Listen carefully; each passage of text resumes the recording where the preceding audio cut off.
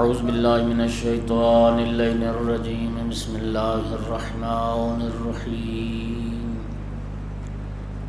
الحمدللہ رب العالمین والعاقبۃ للمتقین والجنۃ للمؤمنین والنار للمنافقین الحمدللہ الذی جعلنا من المتمسکین بولایت علی بن ابی طالب واولادہ المعصومین صلوات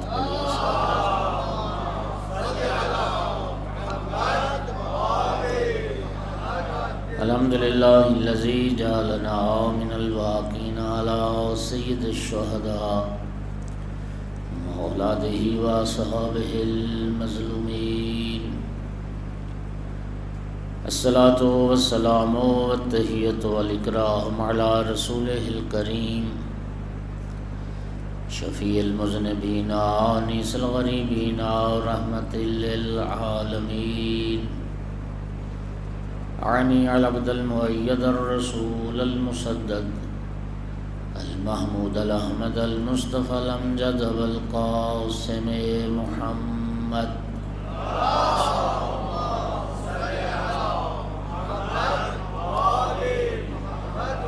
ثم الصلاة والسلام والتحیۃ والاکرام علی آلہ الطیبین الطاہرین المعصومین المنتجبین المنتخبین المظلومین واللعنۃ الدائمۃ علی اعدائہم ملعونین یوم عداوتہم الی قیام یوم الدین وبعد یوم الدین اما بعد وقال سبحانہ وتعالی فی کتابہ المجید بسم اللہ الرحمن الرحیم وما خلقت الجن والانس الا لیعبدون صلوات سارے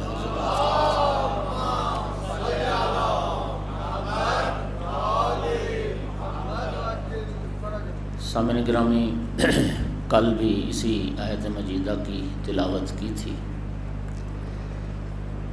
عرض کیا تھا کہ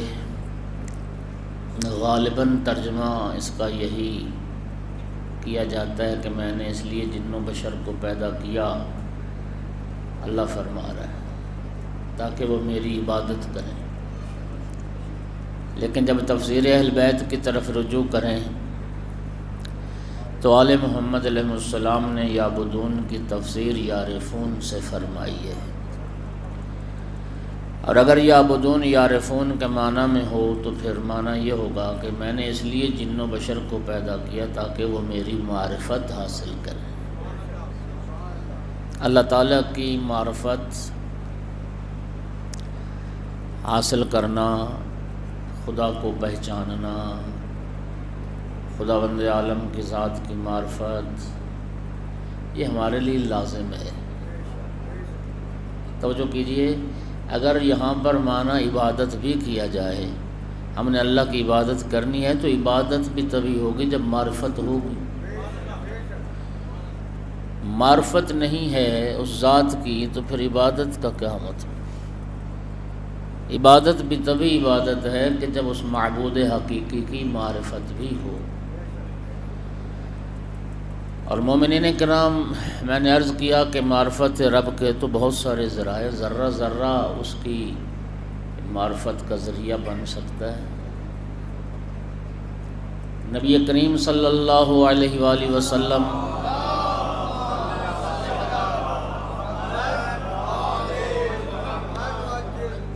ارشاد فرماتے ہیں کہ من عرف نفسہ فقد عرف ربہ، خود شناسی بھی خدا شناسی کا ذریعہ ہے۔ انسان خود کو پہچان لے، آقا فرماتے ہیں جس نے خود کو پہچان لیا اس نے اللہ کو پہچان لیا۔ ایک شخص ہے مجاشع، اس کا نام ہے مجاشع، نبی کریم کی خدمت میں، یا رسول اللہ کیف الطریق الی معرفت الحق، معرفت حق کا راستہ کیا ہے؟ حق کو کیسے پہچانا جا سکتا ہے؟ توجہ ہو گئی حضرات؟ یا رسول اللہ حق کی معرفت کیسے ہوگی؟ سرکار نے ارشاد فرمایا نفس کو بھول جاؤ تو حق کو پہچان لو۔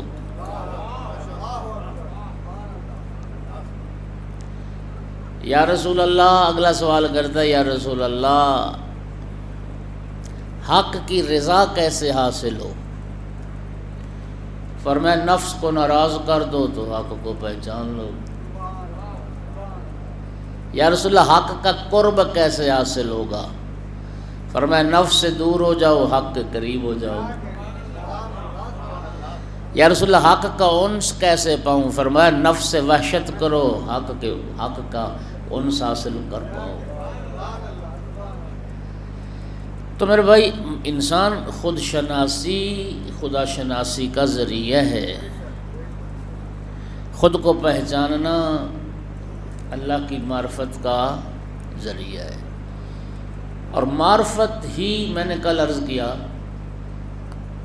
کلام اہل بیت میں معرفت ہی وہ شے ہے جس سے عمل میں وزن پیدا ہوتا ہے، اور معرفت ہی وہ شے ہے جس سے اعمال قبول ہوتے ہیں۔ خود اعمال کا کوئی وزن نہیں۔ آپ سنتے ہیں کہ اعمال کے انبار، لیکن ان کی حیثیت رائی کے دانے جتنی بھی نہیں۔ لا يقبل عمل الا بمعرفت، معصوم کا ارشاد ہے کہ کوئی عمل معرفت کے بغیر قبول نہیں۔ نبی کریم کی ایک حدیث مبارک ہے، ایک صلوات پڑھو ذرا سارے حضرات۔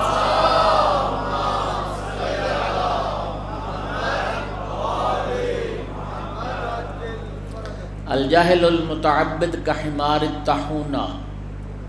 پرانے زمانے میں چکی ہوتی تھی نا دیہاتوں میں، گاؤں میں بیل وغیرہ باندھ دیتے تھے، تو اس کی آنکھوں پہ پٹی باندھ کے تو پھر وہ چکر کاٹتا رہتا تھا، تو پھر وہ دانے پیسے جاتے تھے پرانے زمانے کے۔ اب تو جدید زمانہ آ گیا۔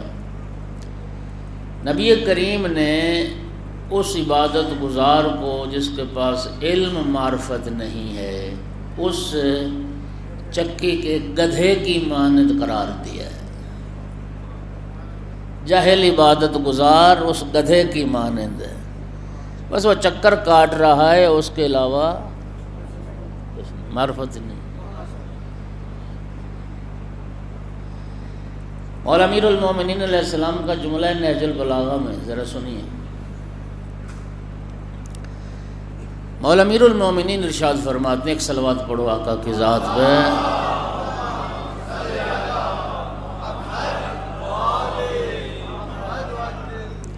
نوم العالم،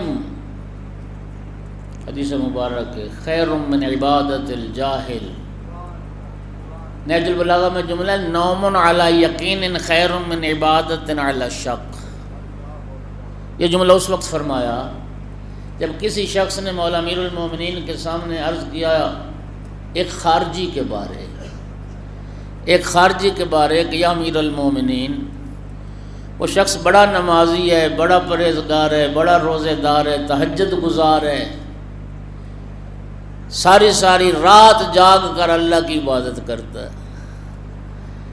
مولا امیر المومنین نے فرمایا نوم علی یقین خیر من صلاۃ علی شک، شک کی نماز سے یقین کی نیند افضل ہے۔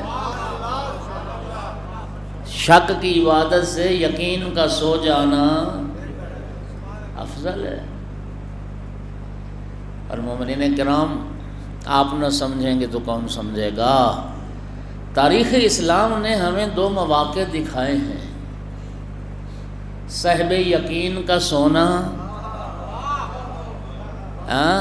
اور شک والے کا جاگنا۔ اور شاعر نے کیا خوب کہا تھا، جاگنے والے کو محروم دو عالم رکھا، سونے والے سے کہا ساری خدائی دے۔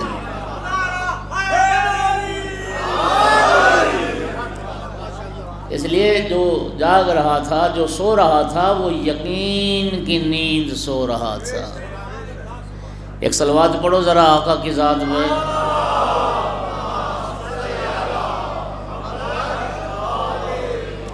وَمِنَ النَّاسِ مَن يَشْرِي نَفْسَهُ ابْتِغَاءَ مَرْضَاتِ اللَّهِ۔ خود مولا نے فرمایا نا کہ ساری زندگی ویسا نہ سویا جیسا شب ہجرت سویا، اور پھر خداوند عالم نے اس نیند کو جان بیچنے سے تعبیر کیا ہے۔ انسانوں میں ایک انسان ایسا بھی جو اللہ کی رضا کے لیے اپنی جان، محسن نقوی نے 4 مصرے بڑے خوبصورت کہے تھے۔ کہتا ہے حسن یوسف تھا حقیقت میں قیامت، لیکن حسن یوسف تھا حقیقت میں قیامت، لیکن مال بازار میں آیا تو خریدار ملے۔ حسن یوسف تھا حقیقت میں قیامت، لیکن مال بازار میں آیا تو خریدار ملے۔ حسن حیدر کی طرح سے شب ہجرت محسن، مزہ تو تب ہے کہ سوتے میں خریدار ملے۔ صلوات پڑھ دو محمد و آل محمد۔ تو میرے بات معرفت کی ہے۔ مولا امام حسین علیہ السلام کی خدمت میں ایک شخص آتا ہے، سائل آتا ہے، فرزند رسول میں مقروض ہوں، میں نے ایک ضمانت لی تھی، ایک دیت کا ضامن ہوا تھا، بس دیت ادا کرنے کے لیے ہے کچھ نہیں، اور میں نے سوچا کہ ہر کسی کے سامنے ہاتھ نہیں پھیلانا چاہیے، ہاتھ کریم کے آگے پھیلانا چاہیے۔ آپ میری دیت ادا فرمائیں۔ مولا حسین علیہ السلام نے فرمایا، میرے نانا نے فرمایا، المعروف بقدر المعرفہ، نیکی بھلائی احسان کسی شخص سے کرو تو اس کی معرفت کے مطابق کرو۔ لہٰذا میں 3 سوال کرتا ہوں تم سے، اگر تینوں کا جواب ٹھیک دے دو تو میں تمہاری ساری دیت ادا کر دوں، ایک کا جواب ٹھیک دو گے تو 1/3، 2 کا جواب ٹھیک دو گے تو 2/3، تینوں کا جواب ٹھیک تو ساری دیت۔ بندہ بڑا سمجھدار تھا آپ کی طرح، کہتا ہے یبن رسول اللہ، اب مثلو کا یسألو مثلی، آپ جیسی ہستی امام معصوم مجھ جیسے سے پوچھیں گے، آپ میرا امتحان لیں گے؟ سرکار نے فرمایا تیری معرفت کو جاننے کا اور ذریعہ کیا ہے؟ 3 باتیں تجھ سے پوچھتا ہوں۔ کہتا ہے فرزند رسول ٹھیک ہے، آپ سوال کریں، اگر سوالات کے جواب آ گئے تو دیت ادا ہو جائے گی، اور اگر جواب نہ آیا تو چلو کم از کم 3 سوالوں کے علم تو مل جائے گا مجھے۔ توجہ ہو رہی حضرات؟ پہلا سوال مولا نے کیا، یہ بتاؤ کہ من نجات من المہلکہ، ہلاکت سے کون سی شے انسان کو بچا سکتی ہے؟ عرض کرتا ہے التوکل علی اللہ، تمام معاملات میں توکل ذات خدا پر رکھے۔ مولا حسین علیہ السلام خوش ہوئے اس جواب سے، فرمایا تیرا جواب ٹھیک ہے۔ فرمایا دوسرا سوال کہ سب سے افضل شے کیا ہے؟ عرض کرتا ہے معرفت اللہ۔ مولا حسین علیہ السلام اس جواب سے بھی مطمئن ہوئے۔ تیسرا سوال ما یزین الرجل، یہ بتا کہ ایک مرد کی زینت کیا ہے؟ عرض کرتا ہے العلم معہ الحلم، علم انسان کی زینت ہے، جس علم کے ساتھ حلم ہو، بردباری ہو، حوصلہ ہو۔ امام علیہ السلام نے فرمایا اگر یہ صفت نہ ہو کسی مرد میں، علم نہ ہو یا علم ہے تو حلم نہ ہو، پھر عرض کرتا ہے المال معہ السخا، پھر مرد کی زینت یہ ہے کہ مال ہو، دولت ہو، ثروت ہو، اور پھر انسان سخی ہو۔ مولا حسین علیہ السلام نے فرمایا اچھا اگر یہ صفت بھی نہ ہو، مال نہیں، مال ہے تو سخاوت نہیں، پھر انسان کی زینت کیا ہے؟ کہتے الفقر معہ الصبر، پھر اگر وہ فقیر ہے تو صابر ہو، یہ اس کی زینت ہے۔ اور آقا نے فرمایا یہ بھی نہ ہو تو پھر عرض کرتا ہے آقا پھر آسمان سے آگ نازل ہو اور اس کو جلا کے راکھ بنا دے، پھر اسے زندہ رہنے کا حق نہیں ہے، اس کو جل جانا چاہیے۔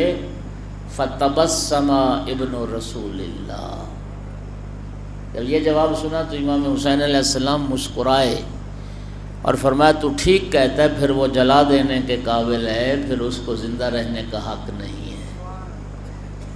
1000 دینار اشرفی، 1000 ایک تھیلی عطا کی، اور اپنی ایک قیمتی نگینے والی انگوٹھی بھی اس کو عطا کی۔ فرمایا یہ تیرا وہ قرض ہے جو دیت کا تو ضامن ہوا، اور یہ انگوٹھی بیچ کے تو اپنے ضروریات میں اس کو خرچ کر۔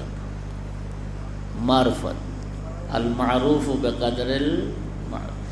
اور مومنین کرام پھر میں جملہ دوبارہ کہہ رہا ہوں کہ عمل کی کوئی حیثیت نہیں ہوتی، عمل میں معرفت سے وزن آتا ہے۔ جتنی معرفت بلند ہوتی جائے گی اتنا ہی اس انسان کا عمل وزنی ہوتا جائے گا، اور کوئی معرفت نہیں ہے تو اس عمل کا بھی کوئی وزن۔ توجہ فرما رہے ہیں یا نہیں فرما رہے؟ امام خمینی رضوان اللہ تعالی علیہ نے اپنی چیل حدیث میں ایک جملہ لکھا کمال کا، وہ فرماتے ہیں کہ نبی مکرم کے بعد جس نبی کا کلمہ ہم پڑھتے ہیں، نبی کریم کی ذات کو ایک طرف کر دو، سارے انبیاء و مرسلین، سارے ملائکہ مقربین، ساری کائنات کے جن و بشر مل کر بھی مولا علی علیہ السلام جیسی ایک تکبیرۃ الاحرام نہیں کہہ سکتے۔ اللہ اکبر! کیوں؟ فرمایا نہ کسی کی معرفت اس مقام پر ہو، نہ کسی کی معرفت اس مقام پر ہو، اور نہ کوئی ویسی تکبیرۃ الاحرام کہے۔ سامعین گرامی، مولا امیر المومنین علیہ السلام معرفت کے بلند ترین درجے پر فائز ہیں۔ یہ جو ایمان کے درجے ہیں یہ در حقیقت معرفت کے درجے ہیں۔ معرفت ذات مراتب ہے۔ نبی کریم نے کیا فرمایا تھا؟ سلمان ایمان کے 10ویں درجے پر فائز، ابو ذر ایمان کے 9ویں درجے پر فائز، معرفت۔ اور جناب مقداد ایمان کے 8ویں درجے پر فائز۔ پوچھا یا رسول اللہ اور مولا علی؟ فرمایا علی کل ایمان ہے۔ معرفت آپ حضرت ابو ذر اور حضرت سلمان کا دیکھ لیں، بہت ساری معرفت کی۔ مولا امیر المومنین علیہ السلام کو جب پکڑ کے لے کے چلے نا دربار کی طرف، گلے میں رسی ڈالی، حضرت ابو ذر کھڑے رو رہے تھے، اور سلمان سے فرمایا سلمان روتے ہو؟ سلمان بھی رو رہے تھے، روتے ہو تلوار اٹھاؤ، آقا کا دفاع کریں۔ جناب سلمان نے فرمایا یہ بتاؤ تم زیادہ بہادر ہو یا علی؟ ابو ذر تم زیادہ بہادر ہو یا علی؟ کہنے لگے یقیناً آقا امیر المومنین زیادہ بہادر نے۔ فرمایا جب علی کا ہاتھ قبضہ تلوار پر نہیں گیا تو تیرا ہاتھ قبضہ تلوار پر کیوں گیا؟ تو نے اپنے جذبات کو دیکھا ہے، میں نے اپنے مولا علی کی رضا کو دیکھا ہے۔ صلوات پڑھ دو محمد و آل محمد۔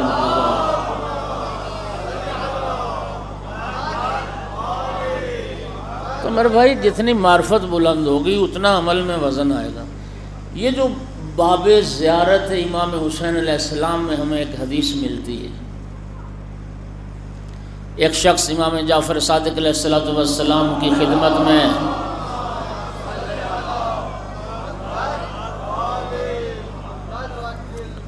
حاضر ہوا، فرزند رسول آپ نے فرمایا آپ کے جد امام حسین علیہ السلام کی کوئی زیارت کے لیے جائے تو 7 حج کا ثواب ہے، 7 حجوں کا ثواب۔ فرمایا بے شک 7 حجوں کا ثواب ہے، اور فرمایا پھر صرف 7 حج نہیں 70 حج کا ثواب ہے۔ یہ خصائص حسینیہ میں شیخ جعفر شوستری نے ذکر کیا اس روایت۔ آقا 70 حج اور ایک زیارت امام حسین علیہ السلام، فرمایا 700 حج کا ثواب۔ جو سائل ہے، راوی ہے، اس کا تعجب بڑھتا گیا، ایک زیارت سید الشہداء اور 700 حج، فرمایا صرف 700 نہیں 70,000 حج کا ثواب۔ مولا ایک زیارت امام حسین علیہ السلام اور 70,000 حج، فرمایا صرف 70,000 نہیں، ظاہر امام حسین علیہ السلام جب قصد زیارت کر کے گھر سے چلتا ہے اور زیارت کر کے گھر واپس آنے تک جو قدم رکھتا ہے اس پہ حج کا ثواب ہے، جو اٹھاتا ہے اس پہ عمرے کا ثواب۔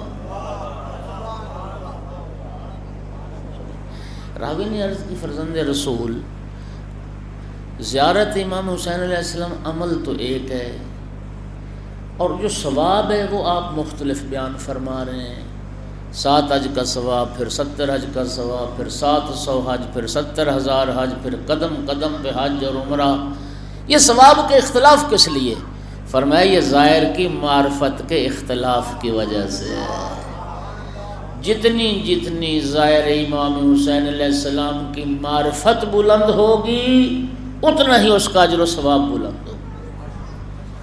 توجہ چاہوں گا میں، اتنا ہی اجر و ثواب بلند ہوتا چلا جائے گا۔ مومنین، اب اتنی تمہید کے بعد اب فرمان رسالت کو سمجھنا آسان ہو جائے گا، اب رسول اللہ کی اس حدیث کو آپ کے لیے سمجھنا آسان ہو جائے گا کہ یہ جو نبی کریم نے فرمایا تھا ضربۃ علی یوم الخندق افضل من عبادت الثقلین، کہ مولا علی کی خندق والے دن کی ایک ضرب ثقلین کی، ثقلین یعنی تمام کائنات کے جنوں بشر کی عبادت سے افضل ہے۔ تو میرے بھائیوں یہ بات صرف ضرب کی نہیں، صاحب معرفت کے ضرب کی بات ہے۔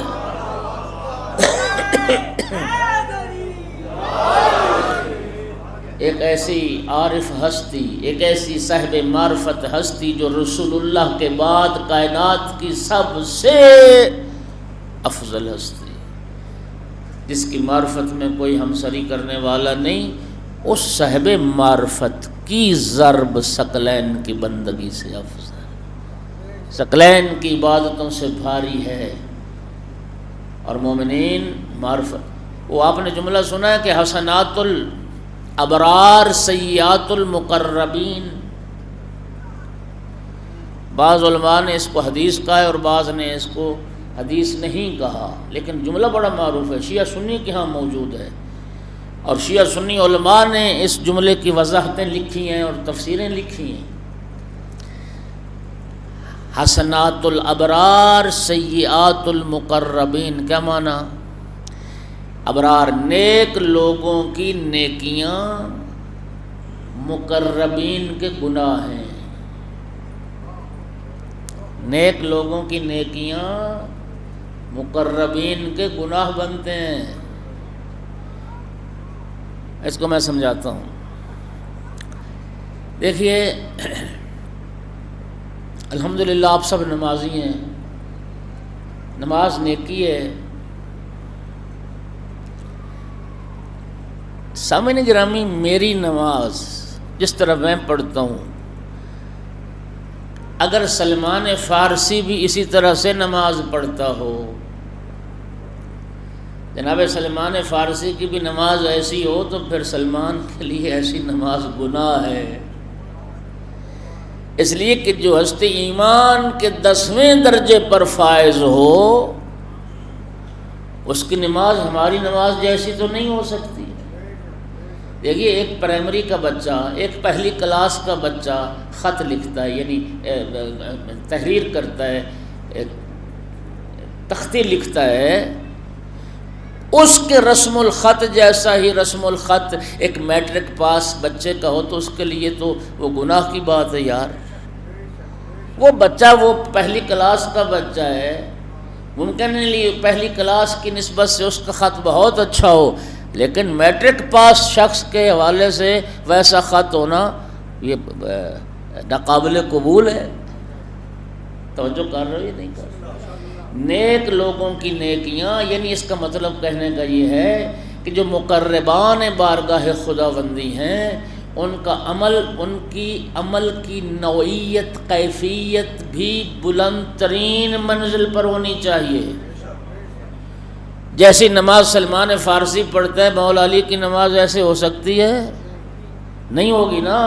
جتنی ہستی بلند اتنا اس کا عمل بھی بلند. یہ مطلب ہے چونکہ ان کی معرفت بلند ہے لہٰذا ان کا عمل بھی بلند ہے. نیک لوگوں کی نیکیاں مقربین کے گناہ بنتے ہیں.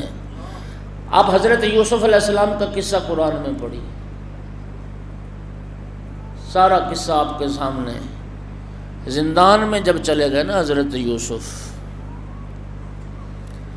خود قرآن میں آیت موجود ہے، زلیخا نے جس عمل کی دعوت دی حضرت یوسف نے فرمایا میرا اللہ مجھے قید خانہ، جس بات کی طرف یہ دعوت دے رہی ہے مجھے قید خانہ اس سے زیادہ محبوب ہے. زندان میں آ گئے، جیل میں آ گئے. وہاں پھر دو بندوں نے، دو قیدی ساتھیوں نے خواب دیکھا. پھر حضرت نے ان کو تعبیر بتائی. ایک کے خواب کی تعبیر کہ تجھے قتل کر دیا جائے گا، ایک کے خواب کی تعبیر یہ تھی کہ تو بادشاہ کا ملازم ہو جائے گا. وہ جس کو فرمایا نا کہ تو بادشاہ کا مصاحب خاص بنے گا، اس کو فرمایا اذکرنی عند ربک. ہائے ہائے، جب تو اپنے عہدے پر بحال ہو جائے نا، بادشاہ کا مصاحب خاص بنے، پھر اپنے اس بادشاہ کے سامنے مجھے بھی یاد کرنا، میرا بھی ذکر کرنا، مجھے بھی اس زندان سے رہائی دلانا. یہی بات حضرت یوسف کی رب کو پسند نہ آئی. جبرائیل آ گئے، یوسف بھائیوں کے شر سے تجھے کس نے بچایا؟ غلاموں کی طرح بکا، اس عزت کی منزل پر کس نے پہنچایا؟ زلیخا کے شر سے تجھے کس نے بچایا؟ اگر اپنے رب کی برہان کو یوسف نہ دیکھتے تو حضرت یوسف بھی اس کی ہوا و ہوس کا شکار ہو جاتے. حضرت یوسف کہتے گئے وہاں بھی مجھے رب نے بچایا، وہاں بھی رب نے بچایا. ارشاد ہوا جبرائیل خدا فرماتا ہے تو کیا وہ رب جو ہر مشکل سے نجات دلاتا آیا، کیا وہ زندان سے رہائی نہیں دلا سکتا تھا؟ تو نے کیوں کہا کہ وہ بادشاہ کے سامنے میرا ذکر کرے اور بادشاہ مجھے؟ خدا کی قسم صرف اسی، حالانکہ یہ گناہ نہیں تھا، یہ چیز ترک اولا بھی نہیں ہے، لیکن چونکہ حضرت یوسف علیہ السلام کے مقام و مرتبہ کے مطابق نہیں تھی یہ بات، رب العزت کو پسند نہیں آئی. 8 سال اور زندان میں رہے صرف اسی بات. میرے بھائیو، جتنی جتنی معرفت بلند ہوتی ہے نا پھر اتنا ہی عمل، اور معرفت کی وجہ سے عمل وزنی ہوتا چلا جاتا ہے. ایک صلوات سارے حضرات بلند آواز سے.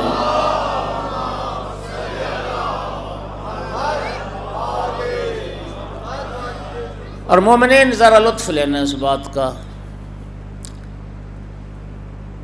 اللہ تعالیٰ کی معرفت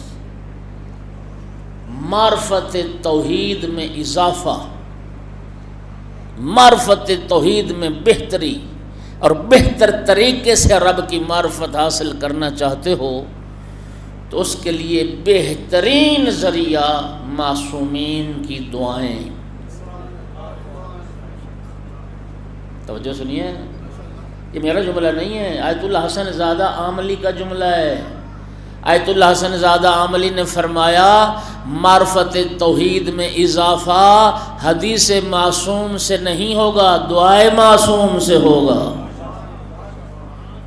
معصومین کی دعاؤں کو پڑھنے سے، ان میں غور و فکر کرنے سے معرفت توحید میں اضافہ ہوگا حدیث معصوم سے۔ کیوں؟ اس لیے کہ حدیث معصوم اور دعائے معصوم میں بہت فرق ہے۔ حدیث معصوم کیا ہے؟ نبی پاک صلی اللہ علیہ وآلہ وسلم نے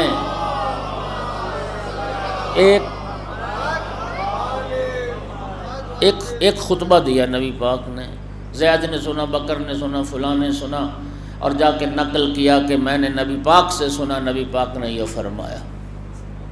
ٹھیک، یاد رکھیے، نبی پاک کی ذات ہو یا امام معصوم کی ذات ہو، وہ جب لوگوں سے گفتگو کرتے ہیں تو لوگوں کی سطح ذہنی کو سامنے رکھ کر گفتگو کرتے ہیں۔ خود نبی کریم کی حدیث سنا رہا ہوں، اِنَّا مَعَاشِرَ الْأَنْبِيَاءِ اُمِرْنَا أَلَّا نُكَلِّمَ النَّاسَ إِلَّا عَلَىٰ قَدْرِ عُقُولِهِمْ۔ رسول اللہ فرماتے ہیں ہم انبیاء اللہ کی طرف سے مامور ہیں کہ ہم لوگوں کے معیار عقل کے مطابق بات کریں۔ لوگوں کے عقل کے مطابق بات کرنے کا ہمیں حکم دیا گیا ہے۔ اس کا معنی یہ ہے کہ نبی پاک کی ساری زندگی کی جو گفتگو ہے، خطبات ہیں، وہ لوگوں کی سطح ذہنی کو سامنے رکھ کے ہیں۔ اور لوگوں کی سطح ذہنی کیا تھی؟ یہ مکہ والے، جزیرۃ العرب والے کتنے پڑھے لکھے لوگ تھے، کتنے صاحبان معرفت تھے ان میں۔ مورخین تو یہ لکھتے ہیں کہ ٹوٹل 17 افراد تھے جزیرۃ العرب میں جو معمولی لکھنا پڑھنا جانتے تھے، باقی سب تو جاہل تھے۔ سامعین گرامی ذرا غور کیجئے میں کیا عرض کر رہا ہوں۔ ایک جاہل ترین معاشرہ، ایک گمراہ ترین معاشرہ، وَإِن كَانُوا مِن قَبْلُ لَفِي ضَلَالٍ مُبِينٍ، ایک ایسے معاشرے میں ان کی اصلاح اور ہدایت کے لیے اللہ نے اس ہستی کو بھیجا جو عقل کل تھی اور کل عقل تھی۔ ایک ایسی ہستی کو بھیجا، ماہ ربیع الاول شروع ہو گیا، جو علم کل تھی اور کل علم تھی۔ مجھے بتائیے، غالب کا کلام سب لوگ سمجھتے ہیں؟ اقبال کا کلام سب لوگ سمجھتے ہیں؟ یہ پی ایچ ڈی کے موضوعات ہیں میرا بھائی۔ مجھے دوست ملے، کہتے ہیں جی شہید مطہری کی کتابیں ہماری سمجھ سے بالاتر ہیں۔ میں نے کہا ٹھیک کہتے ہو، تمہاری سمجھ میں کیوں آئیں گی؟ وہ الہیات کے فلسفہ کے پروفیسر تھے، کہاں وہ پی ایچ ڈی کے طالب علموں کو پڑھانا، اور کہاں ایک عام قاری، ایک عام شخص وہ کیا سمجھے گا اس لیول کی گفتگو کو؟ توجہ کر رہے ہو؟ میں آپ جانتے ہیں ہمارے پنجاب کا تھوڑا سا، ابھی تو خیر الحمدللہ حالات بڑے بہتر ہیں۔ پہلے یہ ہوتا تھا کوئی صاحب ابا قبا امامے والا ممبر پہ آیا تو لوگوں کو اپنے حوائج ضروریہ یاد آ جاتے تھے۔ ہاں، کوئی ذاکر آیا تو لوگ آ گئے، اور عالم دین آیا تو اٹھ گئے۔ تو میرا بھائی اٹھ جانا ان کی مجبوری ہے، اس لیے کہ علماء کی گفتگو وہ بیچارے سمجھنے سے قاصر ہیں، انہیں وہ گفتگو سمجھ آتی، ان کی سمجھ نہیں آتی، تو پھر اٹھ جانا ہی بہتر ہے نا۔ میرا بھائی اب ذرا سنو، لوگ غالب اور اقبال کا کلام نہیں سمجھ پاتے، وہ نبی نہیں تھے، رسول نہیں تھے۔ اب اگر رسول اللہ اپنے معیار عقل کے مطابق گفتگو کرتے تو نبی کریم کی بات کو کون سمجھتا؟ میرا ساتھ دو ذرا، کون سمجھتا رسول اللہ کی بات کو؟ سامعین گرامی، آقا کی سیرت میں ہے جو احکام الہی، جو اہم موضوعات ہوتے تھے، نبی کریم بلند آواز سے 3 مرتبہ بات دہراتے تھے۔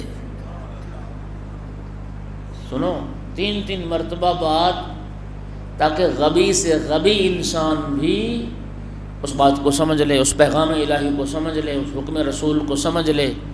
لیکن خدا کی قسم قرآن ہے، قرآن کہتا ہے محبوب کچھ لوگ آپ کی بات بڑی توجہ سے سن رہے ہوتے ہیں، لیکن جب آپ کی محفل سے نکلتے ہیں تو پھر جنہیں علم دیا گیا ان سے پوچھتے ہیں ماذا قال آنفا، ابھی رسول اللہ کیا کہہ رہے تھے؟ قرآن ہے، ماذا قال آنفا، کچھ نہ سمجھے باہر نکل کے ایک دوسرے سے سوال کرتے، ابھی رسول اللہ کیا کہہ رہے تھے، خدا کی قسم دکھ اس بات کا ہے ہم سے ایسے لوگ بھی منوانا چاہتے ہیں اور یہ لوگ بھی مقابلہ علی ولی کا کرتے ہیں۔ صلوات پڑھ دو محمد و آل محمد کی ذات کو۔ اور میرا بھائی جو رسول اللہ کی محفل میں بیٹھ کے رسول کی بات سمجھنے سے قاصر ہے، وہ پیغمبر کی رحلت کے بعد ہمیں خاک بتائے گا رسول کی سیرت کیا ہے، رسول کی سنت کیا ہے۔ جس نے آقا کی زندگی میں پیغمبر کی بات نہ سمجھی، توجہ، وہ سرکار کے بعد ہمیں خاک سمجھیں گے۔ صلوات پڑھو محمد و آل محمد کے بعد۔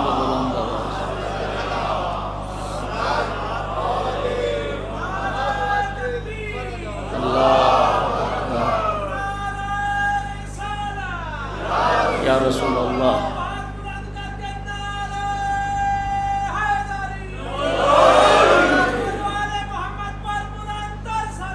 اللہم صل۔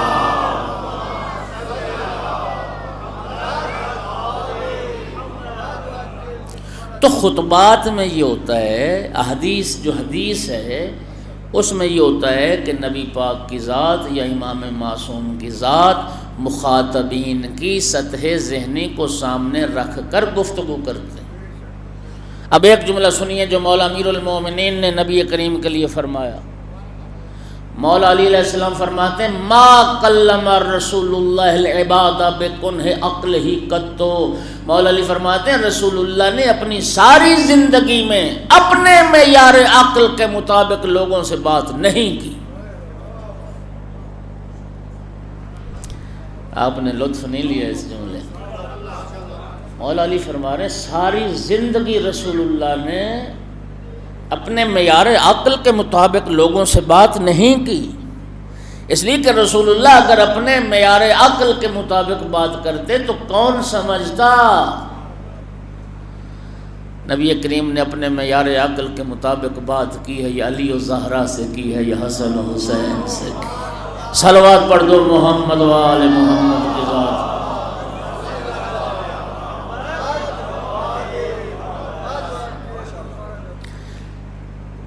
تو حدیث جو ہے وہ گفتگو مطلب لوگوں کی سطح ذہنی جو ہے اس لیول پر اتر کر نبی اور امام بات کرتے ہیں، لیکن جو دعا ہوتی، دعا میں مخاطب لوگ نہیں ہوتے۔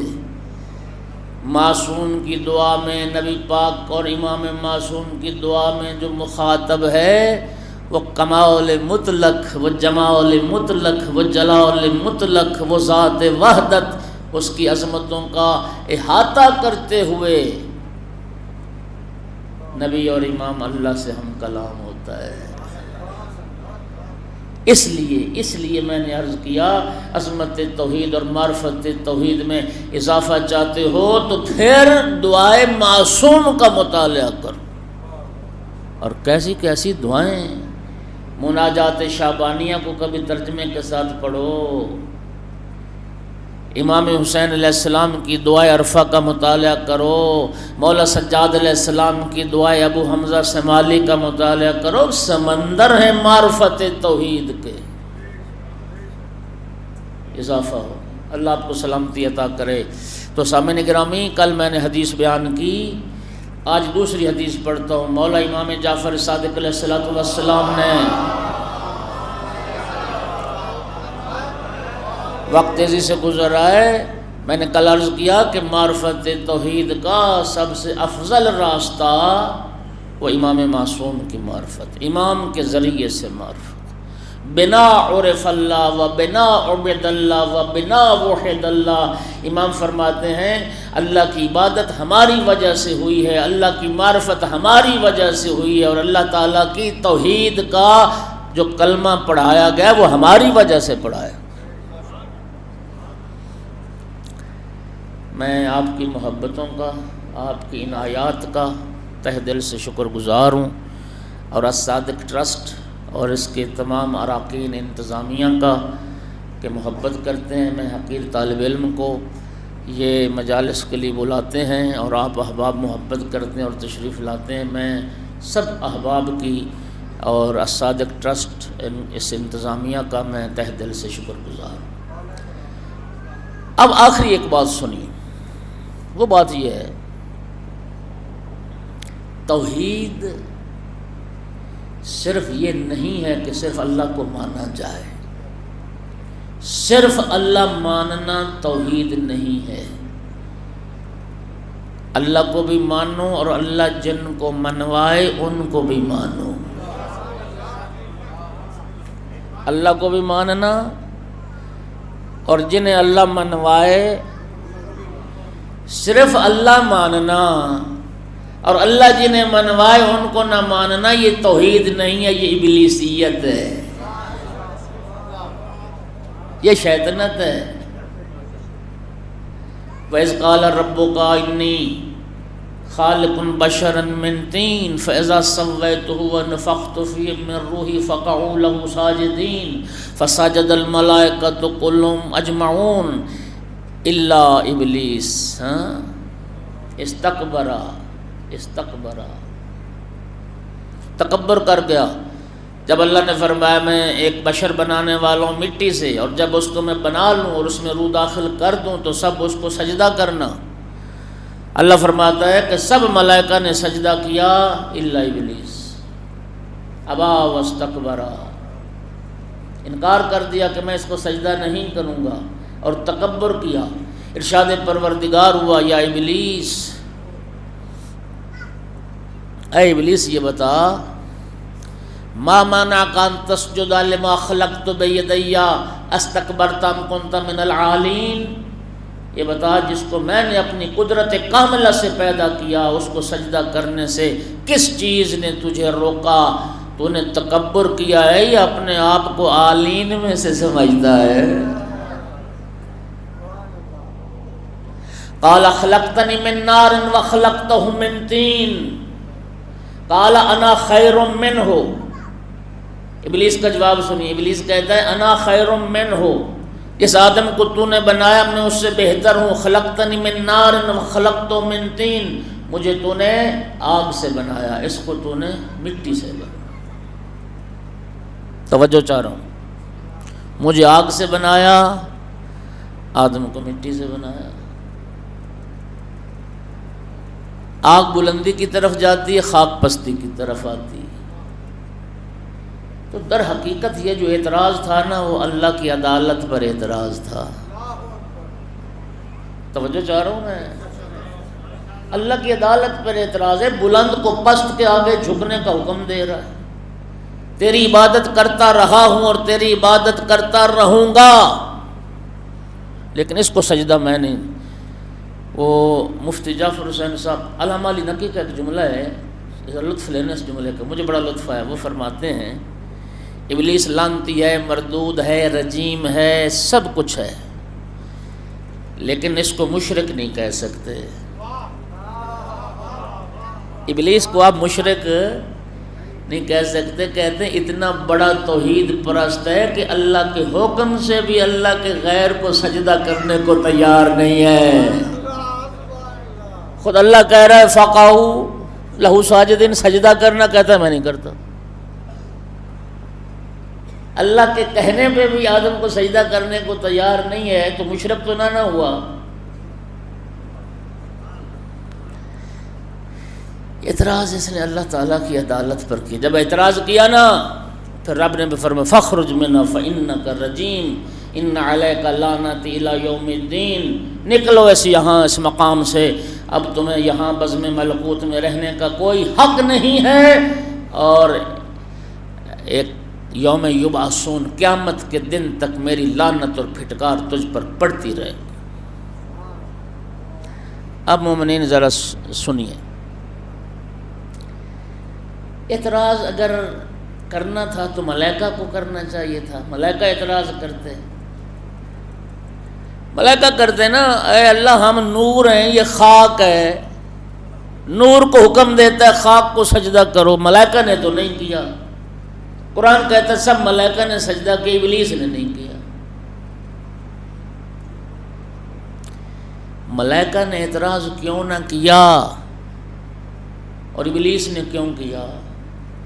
سنو، سامنے گرامی قدر ابلیس نے آدم کے مادے کو دیکھا کہ یہ مٹی ہے، ملائکہ نے آدم کی نسبت کو دیکھا خلیفۃ اللہ ہے۔ ابلیس نے مادہ دیکھا، وہی تو کہا نا خلقتنی من نار و خلقت من طین، مٹی ہے یہ۔ لیکن ملائکہ نے اعتراض نہیں کیا، چونکہ انہوں نے کہا کہ بے شک مٹی ہے لیکن ہے تو اللہ کا خلیفہ، مٹی ہے لیکن ہے اللہ کا۔ ملائکہ نے نسبت کو دیکھا، آدم کی نسبت خلیفۃ اللہ۔ ابلیس نے آدم علیہ السلام کے مادے کو دیکھا، خاک ہے۔ اس کا معنی یہ ہوا کہ مادہ دیکھ کر اعتراض کرنا اور نسبت کو ذہن میں نہ لانا، نسبت کا خیال نہ کرنا، نسبت کا احترام نہ کرنا، نسبت کی طرف توجہ نہ کرنا، یہ شیطنت ہے، یہ ابلیس کا کام ہوتا ہے۔ جو ملک کی سوچ ہے، جو فرشتے کی سوچ ہے، وہ مادہ نہیں دیکھتا، وہ یہ دیکھتا ہے کہ اس کی نسبت کیا ہے۔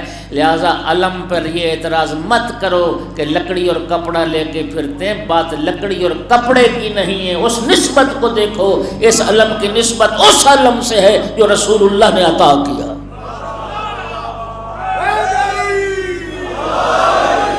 یہ تعزیہ کو دیکھ کے مت اعتراض کرو کہ لکڑی کے اوپر کاغذ لگا کے اور تعزیہ بنا کے نکلتے ہیں، نہیں، مادہ نہ دیکھو، نسبت دیکھو کہ اس کی نسبت ہے قبر سید الشہداء کی طرف۔ اور یاد رکھنا میرے محترم سامعین، نسبتیں ہی احترام پیدا کرتی ہیں، نسبتیں ہی احترام لاتی ہیں۔ ایک ہی کارخانے کی بنی ٹائلیں ہوتی ہیں، وہ واش روم میں لگی ہوئی ہیں، بارگاہ اور مسجد میں لگی ہوئی ہیں، وہاں جا کے نجاست پھیلاتے ہو، نجس کر آتے ہو، یہاں نجاست کی حالت میں قدم رکھنا ہی حرام ہے۔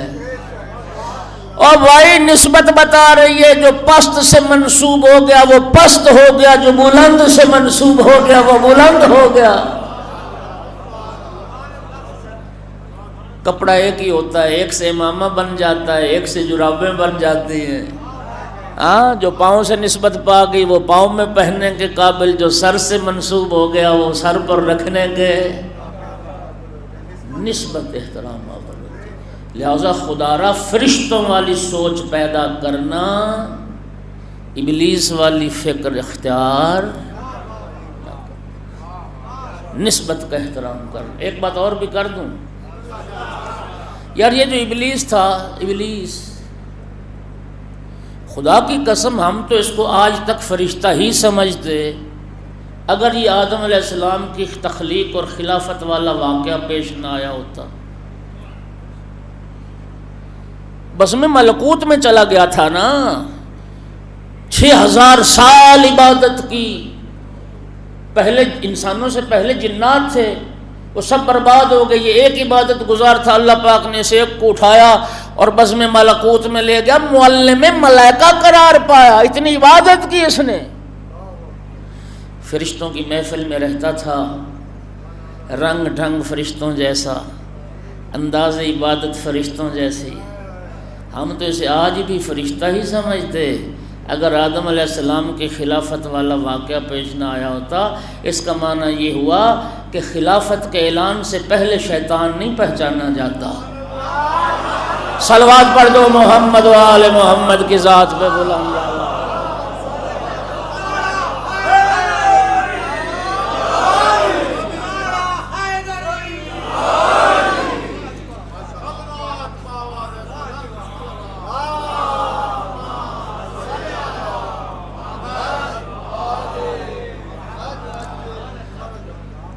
تمام شہیدان کربلا کے سر 11 محرم کو شہیدوں کے تن سے جدا کیے گئے اور 11 محرم کو کربلا سے روانہ ہوئے، لیکن واحد فرزند رسول کا سر مبارک تھا جو اسی عصر عاشور کو تن سے جدا کیا گیا، اور سر تن سے جدا ہونا تھا، زمین کربلا میں زلزلہ آیا، سے آندھیاں چلنا شروع ہوئیں۔ میری آقا زادی سید سجاد کے پاس ہے، سجاد بیٹا آنکھ کھول، یہ زلزلے سے آندھیاں۔ عرض کی پھوپھی اماں ذرا خیمے کا پردہ تو ہٹاؤ۔ بی بی نے پردہ ہٹایا، کیا دیکھا؟ نو کے نیزہ پہ بابا کا سر نظر۔ السلام علیکہ یا ابا۔ مولا حسین علیہ السلام کا سر مبارک اسی عصر عاشور کو کوفہ روانہ کر دیا گیا تھا۔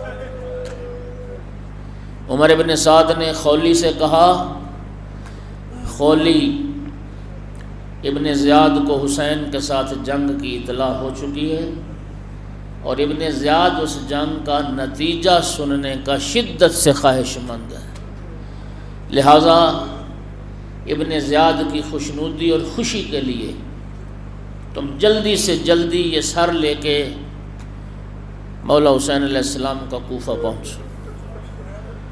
سادات بیٹھے ہو، عزادار بیٹھے ہو، مجھے معاف کرنا، سن پاؤ گے کہ خولی آقا کا سر لے کے چلا کیسے؟ اس حرام زادے نے ایک رسی میں مولا کا سر پرویا اور سر پرونے کے بعد گھوڑے کی گردن سے لٹکایا اور ایک طاقتور تیز رفتار گھوڑا دوڑاتے ہوئے کوفہ کی طرف چلا۔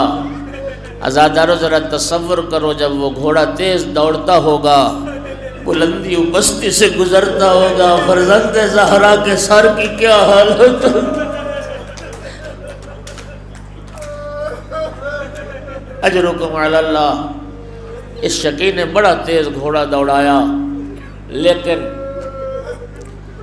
لیکن جب یہ کوفہ پہنچا تو دارالعمارہ کے دروازے بند ہو چکے تھے، نصف شب کا وقت ہو چکا تھا۔ وہ سر اٹھایا، اپنے گھر میں آیا، اس کی ایک بیوی مومنہ تھی، اس سے چھپانے کے لیے اس ملعون نے آقا امام حسین علیہ السلام کا سر مبارک تنور میں پھینک دیا۔ زوجہ کو اٹھایا، بیوی کو اٹھایا کہ اٹھ، میں بھوکا ہوں، کھانے میں کچھ ہے تو پیش کرو۔ بیوی اس کے کھانے کا انتظام کرنے کے لیے جب کمرے سے باہر آئی نا، صحن خانہ میں قدم رکھا، ہر طرف نور ہی نور پھیلا ہوا تھا۔ حیران ہو کے کہتی ہے کہ یہ نور کہاں سے آ رہا ہے؟ کیا دیکھتی ہے کہ یہ نور تو میرے تنور سے اٹھ رہا ہے۔ کہتی بے آہستہ آہستہ تنور کے قریب گئی کہ یہ نار نہیں نور ہے، اور یہ نور ہے کیسا؟ تنور کے کہتی میں جب قریب گئی، ایک تنور سے آواز آئی، انا الغریب۔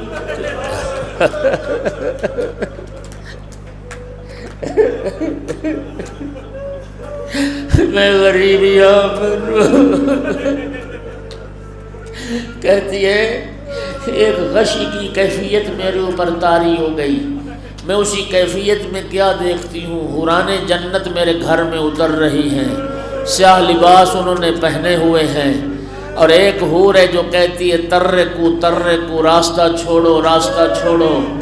ان حوروں نے حلقہ باندھ کے ماتم شروع کیا، ایک کہتی تھی راستہ چھوڑو، کیا میں نے حوریں پوچھتی تھی کیا ہوا؟ کہا تمہیں پتہ نہیں حسین کی ماں فاطمہ زہرا اور اجرکم علی اللہ، اجرکم علی اللہ۔ حسین کی ماں قریب آئیں، عزادارو تنور سے بیٹے کے سر کو نکالا، اجرکم علی اللہ، بیٹے کے سر کو صاف کیا، سینے سے لگایا، بی بی نے گریہ شروع کیا، اجرکم علی اللہ۔ عزادارو یہ کیفیت اس نے اس غشی کی حالت میں دیکھی، جب وہ کیفیت ختم ہوئی اٹھی اور جا کے کہتی ہو ظالم انسان، لوگ گھروں میں آتے ہیں، کوئی چیزیں لے کے سوغات لے کے آتے ہیں، بدبخت تو فرزند زہرا کا سر کاٹ۔ میں نے رسول زادی کا سر برہنہ دیکھا، میں نے نبی زادی کو ماتم کرتے دیکھا، اجرکم علی اللہ، بس عزادارو آدھی رات کو نصف شب کو گھر چھوڑ کے چلی گئی، دن ہوا، اس ملعون نے آقا کا سر اٹھایا، ابن زیاد کے دربار میں پہنچا، بس آخری جملہ، ابن زیاد ملعون کھانا کھانے میں مشغول تھا، امام کا سر لے کے حاضر ہوا، پھر جملہ سن لینا کیا کہتا ہے، خولی کہتا ہے ابن زیاد سے، اوفر رقابی فزتاً و ذہبا انی قتلت خیر الناس امن و ابا، ابن زیاد مجھے سونے اور چاندی سے لاد دے، اس لیے کہ میں نے اس کو قتل کیا جس کی ماں جیسی کسی کی ماں نہیں تھی اور جس کے باپ جیسا کسی کا باپ۔ الا لعنۃ اللہ علی القوم الظالمین وسیعلم الذین ظلموا ای منقلب ینقلبون۔ کریم پروردگار حق محمد و آل محمد ذکر کو قبول فرما، بانیان کہوج پورے فرما، جتنے عزادار تشریف فرمائے میرا اللہ سب کی حاجات کو پورا فرما، پروردگار دنیا میں کسی کمینے کا محتاج نہ فرما، تمام ملتمسین دعا کی دعاؤں کو مستجاب فرما۔ کریم مالک سید علی اکبر حسین شاہ نقوی بہت بیمار مولا انہیں شفا کاملہ عطا فرما، ہبہ زہرہ کو شفا کاملہ عطا فرما۔ کریم مالک خالق جب تک زندگی رہے معرفت کے ساتھ بار بار والی کربلا کی زیارت اور بعد از موت شفاعت نصیب فرما، امام علیہ السلام کے ظہور میں تعجیل فرما، وجعلنا من اعوانہ وانصارہ وشیعتہ ما شاء اللہ لا حول ولا قوة الا باللہ العلی العظیم۔ قبولیت دعا کے لیے بلند صلوات۔